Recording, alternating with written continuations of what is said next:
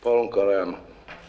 մեկնարկ։ Հայաստանի կառավարության որևէ ներկայացուցիչ չի մասնակցել ներդրումներ ներգրավելու աշխարհում խոշորագույն հարթակներից մեկը համարվող Դավոսի համաշխարհային տնտեսական համաժողովին։ Ազատության հարցմանն ի պատասխան այս մասին հայտնեցին կառավարության տեղեկատվության և հասարակայնության հետ կապերի վարչությունից, թե կառավարության գրեթե յուրաքանչյուր նիստում ներդրումներից խոսող վարչապետ Կարեն Կարապետյանն ինչու չի մասնակցել հունվարի 17-ից 20-ը Դավոսում կայացած համաժողովին, անգամ որևէ մեկին չի գործ ուղղել այնտեղ, այսօր փորձեցինք պարզել տնտեսական զարգացման և ներդրումների նախարար Սուրեն Կարայանից։ Մենք ամբողջովին հետևում ենք կատարված գործընթացին, սակայն աշխատանքային ծանրաբեռնվածություններից ելնելով հնարավորություն չեղավ մասնակցելու այդ համաժողովին այս անգամ։ Պարոն նախարար, ներդրումների Ադրբեջանը, Վրաստան, օրինակ նախագահ վարչապետի մակարդակով այնտեղ էին խոսում էին խոշոր պրոյեկտներից, մենք էլ ունենք հայ-իրանական երկաթգիծ ատոմակայան։ Չէ, մենք այդ բոլոր ծրագրերը նաև այլ հարթակներով եւ այլ միջոցներով բոլոր հնարավոր ներդրողներին ներկայացնում ենք։ Այս համաձայն եմ, որ Դավոսի համաժողովը կարող է լավ հարթակ հանդիսանալ, որպեսզի նաև դա ներկայացվեր, սակայն դա միակը չի եւ այդ համաժողովին չմասնակցել դեռ չի նշանակում, որ մեր ներդրումային ծրագրերը եւ այդ մեր բոլոր մնացած այլ ծրագրերը չեն ներկայացվել բոլոր հետաքրքիր եւ պոտենցիալ ներդրողների։ Բարև ձեզ, հարգելի գործընկերներ։ Այն որ Հայաստանի տնտեսությունը ներդրումների խիստ կարիք ունի, չեն թաքցնում անգամ գործադիրում։ Կարեն Կարապետյանի կառավարության գործունեության առաջին 100 օրը անփոփոխ հաշվետվությունում նշված է. 2016-ի առաջին 9 ամիսներին երկիր հոսած օտարերկրյա ուղղակի ներդրումները կազմել են ընդամենը $92 միլիոն, կամ հնայի շուրջ 1,3%, ինչը երկարաժամկետ տնտեսական աճ ապահովելու համար բավարար չէ, խոստովանում են կառավարությունում։ Համեմատության համար նշենք, որ Վրաստանի ազգային վիճակագրական ծառայության համաձայն 2016-ին այդ երկիր արված օտարերկրյա ուղղակի ներդրումները կազմել են ավելի քան $1 միլիարդ 625 միլիոն։ Ադրբեջանի կենտրոնական բանկի տվյալներով անցած տարվա առաջին 9 ամիսներին օտարերկրյա ուղղակի ներդրումները կազմել են $5 միլիարդ 439 միլիոն, կամ 59 անգամ շատ հայաստանյան ցուցանիշից։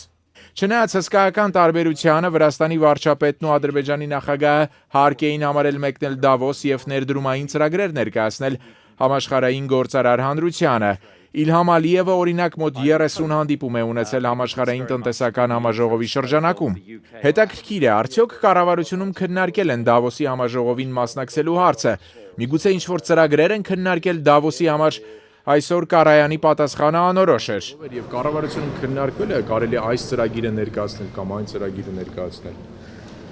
Ես Դավոսի մասով արդեն իսկ պատասխանեցի եւ ես զանում թե ինչու եք այդքան կենտրոնացել հենց Դավոսի համաժողովի շրջանակներում։ Շուտով կլրանա 10-րդ տարին, ինչ Սերժ Սարգսյանի հայտնի հրապարակային խոստումներից հետո Հայաստանի մեկը մյուսին հաջորդող կառավարությունները խոսում են